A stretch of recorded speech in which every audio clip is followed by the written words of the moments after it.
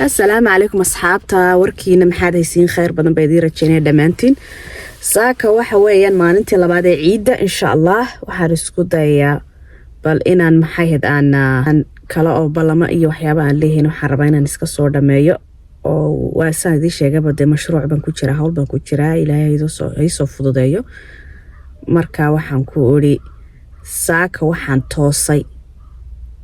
todobadii baan kacay ciid la'aan boo inaan la kaco wax la qabsado soo maaha arka waxaan u socdaa imika balantaas markaan ka soo baxo waxaan rajaynayaa inaan ku soo guuleysto hawshaan ku jirno maanta insha Allah oo soo dhameystiro waxiga qabyo ah oo insha Allah buugaygaan iibiyo buugtaydaasaan iibiyo muxuu haayay oo umada ay ka faa'iideystaan dadkii ku cusub qurbaha ee caruura wata waliba gaar ahaan way ilmo markaad sidaatid way ka duwan tahay markaad single tahay waxa dareemi kara un qofka waalidka ah ee ilmo haysta ee waliba hooyo kaligeed ah ayaa dareemi karta inkastoo macala wallahi qofka labada waalid ay la wada joogaanba ay iska adag tahay ma hawsheeda iska badan tahay haddana wallahi wadankan wuxuu u baahan yahay qofku inuu barto nidaamka sharciyada inuu barto ishaga qaybta dhinaca waxbarashada ilmahaaga ka caawin lahayd ama aad u fahmi lahayd inuu qofku barto ishagay meel walba albaab walba halku ka gali lahaa ya oonad waliga aanad sugin inuu qofku wadwado oo waaya wadankan dadka jooga way wada mashquulsan yihiin qofna qof ma haleelayo yani inta badan dadka wax isku laayaan xataa waxa weyn haleel la'aantaas qof walba noloshiisu eryanaya qof maanta haddaad bila shaqo noqotid kirada ka bixinay xataa ma jiro marka muxuu haayay yani waxyaabo badan wadankii markaan joogay aanan arki jirin xaqan imka ku arkaayo waxa jira halka haduu shaqeeyo qof qurahaata xaafada qofkaasi ku filan karayaaban ayaan isleeyahay biilka xaafada iyo ii sheegay hadii guri hanti haystaan laakiin halkani way ka duwan tahay idinkoo wallahi labadiinuba shaqeynaya waalidka ayaa hadana ayna ku finaanayn maxay haydeen aan kharashku adigu waxaan buugayga labaad waxaan ku qoray waa waxbarashada iyo kala duwanaanshaha kayga koobaad wuxuu ahaa buugii nolosheeda aan kaga hadlay aan kaga sheekeeyay oon caruurteedana u reebay haddii aan insha Allah ilaahay baa garan ilaahay kama dhige inaan muxuu aan ay arkaan ama ay akhristaan buugaygaas caruurteeda markay insha Allah waawinaadaan umada bani aadamkana qofka bani aadamka inuu yani noloshiisa isagoo isku dayaya inuu horumar gaaro meel sare gaaro la soo qabto oo dib loo soo riixayo waa waxyaabaha kamid ii sheegay qofka noloshiisa dib loo riixayo buugaygaas marka wuxuu ka sheekeynaya waa qaybo badan oo kala duwan oo maxay qofkii jecel inuu akhristo uu ka akhrisan karaa buugayga labaadna wuxuu ka hadlayaa waxbarashadii kala duwanaanshaha 3 wadan waxbarashadeeda iyo si u kala duwan yihiin iyo nidaamkaad ugu fiicanaad ku fahmi lahayd ilmahaaga sad wax uga caawin lahayd ya inaga wadankii waxa la eegaa ilmuhu darajada uu keenayo akhlaaqdiisa lama eego laakiin wadankan uu ka duwan yahay oo ilmahaaga dubila akhlaaqad yahay ama ilmahaaga uu hadal maqlayn ama uuna ii sheegay macalinka ixtiraamayn ama uu hadalka macalinka ku soo celinayo ama uu maxay carcaraya ama galaaska fadhiyeyn yani waa dhibaatooyinka ugu waaweyn ee haysta muxuuha ilmaha iyo iskuulka iyo waalidka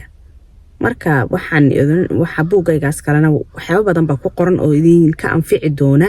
qof kasta oo immigrant ama qof kasta oo ku cusub wadan markuu ka tago wadankiisa waa nidaamkii wax walba iswada bedelayaa waa waxyaabaha ka caawin lahaa waalidka inuu ii sheegay uu barto ama uu fahmo weeyaan buugaasina wuxuu ka hadlayo ka saddexaad isagana aan qoray kaasi isaga wali waan wadaa oo ma dhameystirin ka kalena wuxuu ka hadlayaa qofku markuu yahay laba dhiig uu ka dhashay waxyaabaha uu ku xoogan yahay ayuu ka hadlayaa iyo sidoo uga duwan yahay dadka kale ya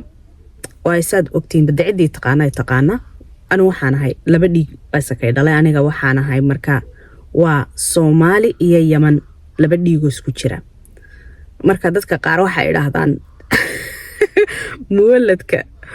ya waa khatar waa laga baqaa dadka qaarna waxa ku oranayaan waa dad fiican oo wax weey waa dad ii sheegay la dhaqmi karo oo waa dad macni madax furan oo maskax furan oo laba dhaqan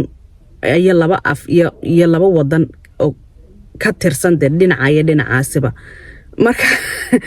dhibaatooyin uu leeyahay oo yani waxyaabo badan waxa jira qofka disappointed uu ka qaadayo iyo waxyaabo uu ku adag yahay waa challenge iyo strengthsba labadaaba aan kaga hadlay marka kaasina insha Allah waa soo wadaa qofkii muxuu haye muwalad ah ayaa fahmi kara cidii kala jecel ee hal imika hada tahay qof isheeg hal qabiil una oo dhinaca hooyiye aabo iyo ayay ilaa iyo awoowa adiga laftirkaaga waad u baahan tahay inaad wax fahantid marka aqoon soo korodhay iyo qofka naftiisa sidoo u fahmi lahaa isku baran lahaa adoo waa saddexda book baan imika qoray